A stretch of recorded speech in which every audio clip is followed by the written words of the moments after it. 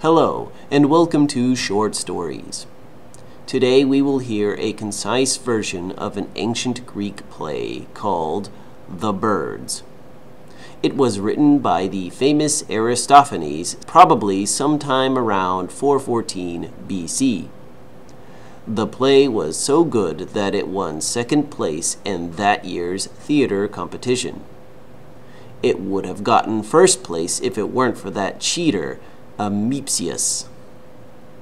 Anyway, the play is an example of fantastical realism, which combines real-world people, places, and problems with silly magic. Also, it has some pretty funny characters. The version I will read for you today is much shorter and not written in a play format.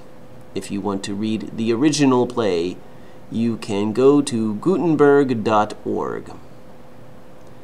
Now we will begin. Vocabulary. Gawk. Gawk. We just stood there gawking at the monkeys. Molt. Molt. Some birds molt in the spring. Creditor. Creditor. No matter how hard he tried, Tom couldn't escape his creditors. Architect. Architect. The architect designed a new apartment building. Plumage. Plumage. Norwegian parrots have beautiful blue plumage. Turn a blind eye. Turn a blind eye. The businessman turned a blind eye to his colleagues' rude behavior. Scepter. Scepter. The new king was given a golden scepter. Deadbeat. Deadbeat. He never sees his son or pays alimony. What a deadbeat. The story. Two middle-aged men were wandering through the forest. The taller man, Pythagoras, had a crow on his shoulder. The shorter man, Euripides, had a jay. They were looking for Epops, an ancient king who disappeared after being turned into a bird. The two men were grumbling that they were lost. Euripides spoke. That lousy bird seller, he played a trick on us. He told us that these two birds could lead us to Epops. We paid good money for these birds, and they do nothing but bite and scratch us. Pythagoras spoke. I can't believe we left Athens for this. The two had left Athens, not because they hated it, but because they had landed in some financial and legal trouble. They were hoping the mythical Epops could guide them to a new city to live in. Just then, they noticed that their birds were both staring at the same tree. Euripides said, "There must be something up there. Let's make some noise to wake it up." Euripides knocked on the tree and said, "Hello, slave! Is there a slave there?" Pythagoras smacked him on the head and said, "Why are you shouting slave at a king? Why don't you shout Epops?" Euripides shouted again, "Epops!" and then turned to his friend and asked, "Should I knock again?" Suddenly, a giant, ugly bird flew out of the bushes and landed right in front of them. "Who's there? Who calls my master?" asked the bird. The two men explained who they were and what they wanted. The ugly bird flew away, and a moment later, Epops emerged from his nest. "Who wants me?" demanded the royal birdman. Euripides gawked at him and said, "Good God, what happened to you?" Epops looked at him and asked, "What do you mean?" Euripides inquired, "What happened to your feathers? And why is your beak so ridiculously huge?" Epops exhaled sharply and replied, "I'm molting, okay? What do you want?" The two men explained their predicament. "Because you formerly were a man like we are," explained Euripides. "Formerly you had debts, as we have. Formerly you did not want to pay them, like ourselves. And since you are a bird and have seen the world, could you direct us to a cozy little town where we might hide from our creditors?" Epops made several suggestions, but each one had some flaw that disqualified it. Finally, Pythagoras exclaimed, "Ha! I am beginning to see a great plan, which will transfer the supreme power to the birds, if you will but take my advice." His plan was for the birds to build a great city in the sky. He explained that this would not only allow the birds to rule over humans, but also starve the Olympian gods by blocking the prayers of men. "By Zeus!" yelled Epops. "I never heard of anything more cleverly conceived.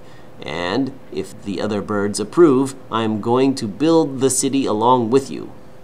Epops immediately started singing in order to summon all the birds in the area. A swarm of birds soon appeared in the sky above them. Euripides and Pythagoras grew scared. Some of the birds saw them and squawked, "Men! Bird catchers! Enemies!" They started to peck and scratch the two men. It took some time for Epops to convince them that the men were there to help. Pythagoras began explaining his plan to the assembly of birds. They all liked the idea, so they immediately set to work, with Pythagoras as the chief architect. In order to welcome the two men into the community of birds, Epops offered them a magical root which turned them into birdmen. They ate it and laughed at each other. "Huh, your beak looks ridiculous," laughed Euripides. "And your plumage looks silly," replied Pythagoras. Now it was time to get to work. Pythagoras and Euripides decided to name their new city Cloud Cuckoo Land. Euripides was in charge of building the city walls, and Pythagoras went looking for craftsmen and skilled workers. Many men applied, but all of them, thought Pythagoras, were useless. The first applicant was a bard who wanted to be the new city's poet laureate. Next came a fortune teller who wanted to sell some prophecies. After him arrived a bureaucrat from Athens.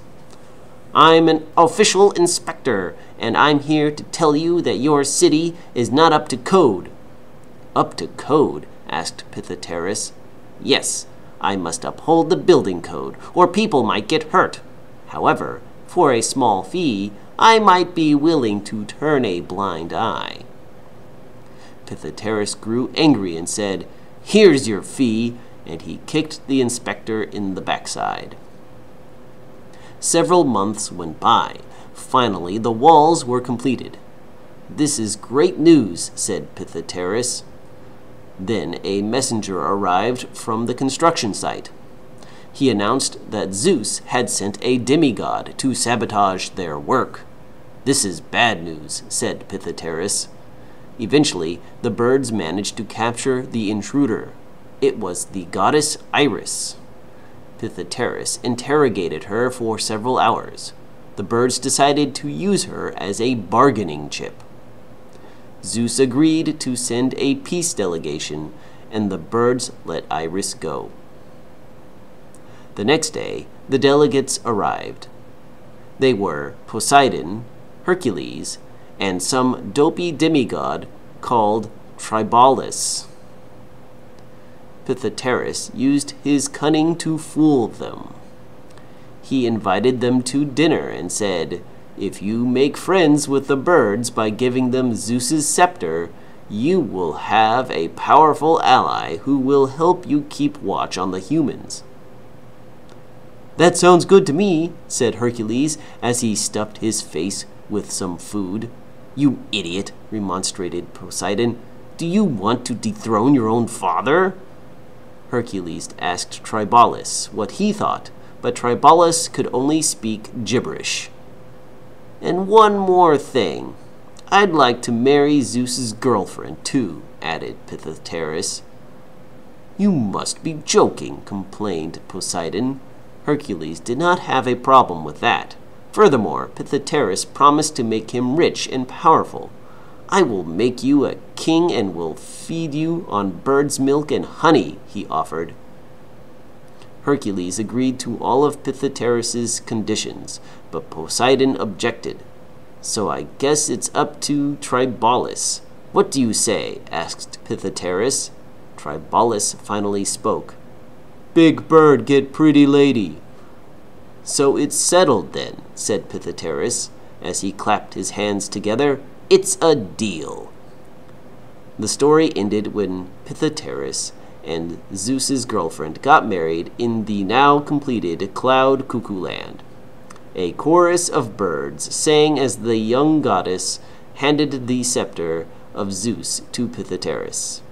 Pythagoras, who was an Athenian deadbeat, was now king of heaven. Listening comprehension questions. Number 1. Who were Pythagoras and Eupides looking for? A. Zeus. B. Hercules. C. Poseidon. D. Epops.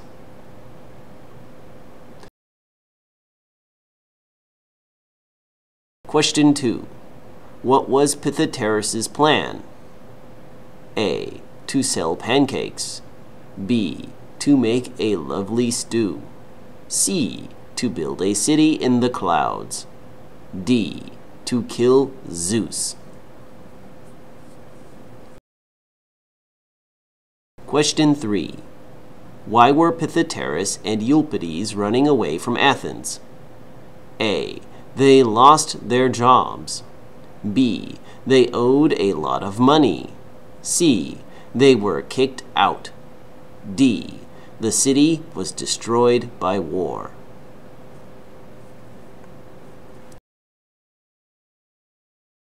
Question 4. What did Pythagoras want from Zeus? A. A cheese pizza. B. His scepter. C. His girlfriend. D. Both B and C.